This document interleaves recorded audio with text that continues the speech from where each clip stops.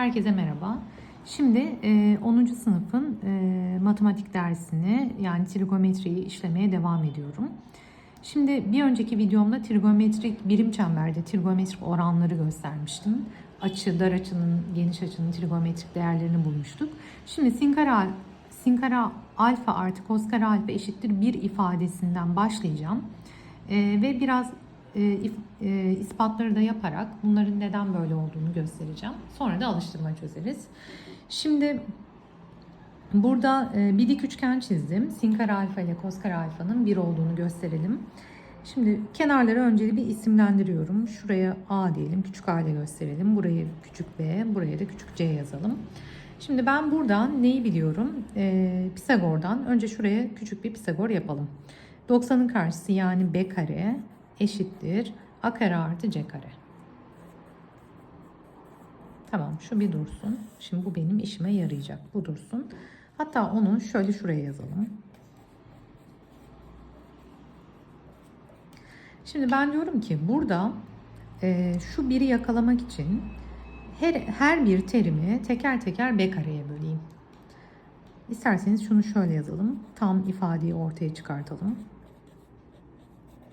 Bunları B kareye bölüyorum sırayla. Böldüm. Şimdi buradan ne geliyor? Şunu alta geçirelim. Buradan ne geliyor bu ifadeden? 1. Şimdi A kare bölü B kare aslında A bölü B'nin parantez karesi demek. C kare bölü B kare de C bölü B'nin parantez karesi demek. Şimdi bakalım burada. Şimdi bakın burada A bölü B aslında bizim kosinüs alfayı gösteriyor. Çünkü komşu bölü hipotenüs demiştik kos alfa.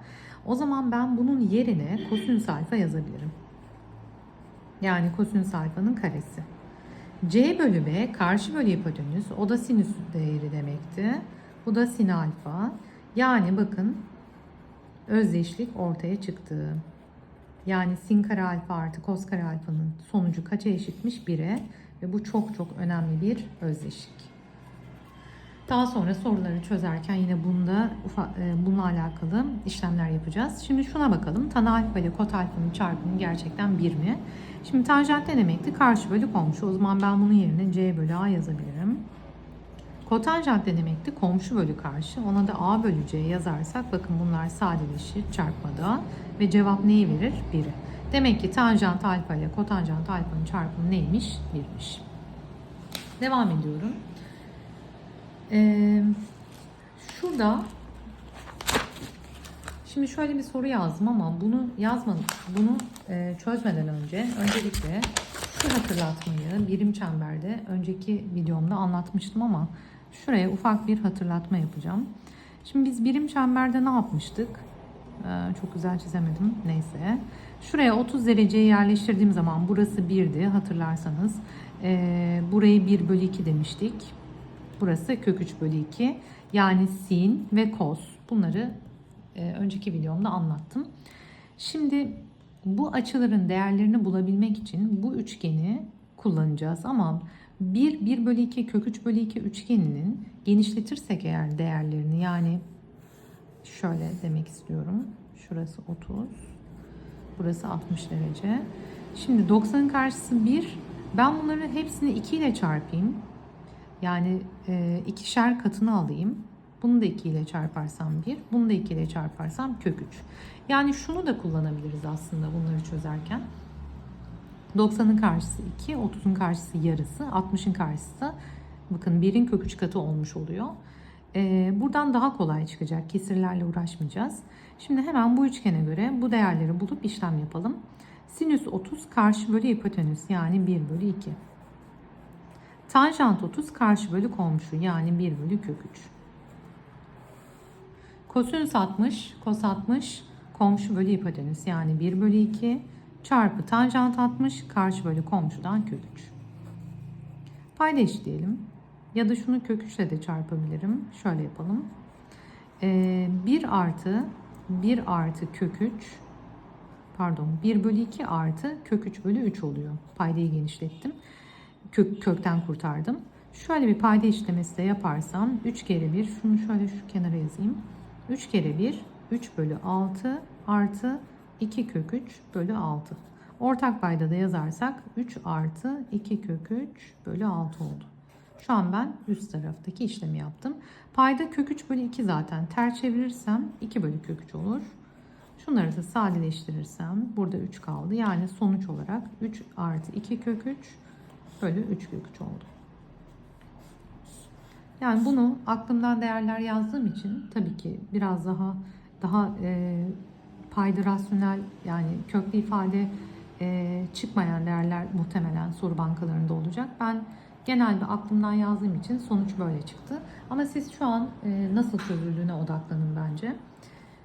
Şimdi buna bakalım. Burada da dik üçgeni çizdim. Dedim ki eğer burası 1 ise buralar trigonometrik ifadeler cinsinden acaba ne olabilir? Şimdi karşı bölü komşuyu kullanabiliriz bakın burada. Yani tanjant alfa neydi? Tanjant alfa karşı bölü komşu. O zaman AB bölü BC. Ben BC'nin zaten 1 olduğunu biliyorum. O zaman ben AB yerine direkt demek ki tan alfa yazabilirim. Şimdi bana şurayı soruyor. Kosinüsü kullansam, çünkü 1'i biliyorum ve hipotenüsü soruyor. Komşu, şunu tekrar yazalım yanına. Karşı kenar bölü komşu kenar. Kos neydi? Komşu kenar bölü hipotenüs uzunluğu. Şimdi komşu kenarım 1, hipotenüsüm de AC, 1 bölü AC. O zaman ben şu ikisinin yerlerini değiştirirsem AC eşittir 1 bölü kos alfa yazabilir miyim? Evet. Demek ki bunu da 1 bölü kos alfa şeklinde gösterebiliriz. Yani soruda sorulan ifadeye ve verilene dikkat edin. Verilenden yola çıkarak acaba hangi trigonometrik ifadeyi bulabilirim diye düşünerek, mantık yürüterek bu şekilde kenar uzunluklarını bulabilirsiniz. Ve son olarak şöyle bir soru yazdım. Yani basit bir soru. Sadece hikayelerde nasıl çözüyoruz diye. Yani birazcık şekil oldu ama yani bir kaykay düşünün işte burada.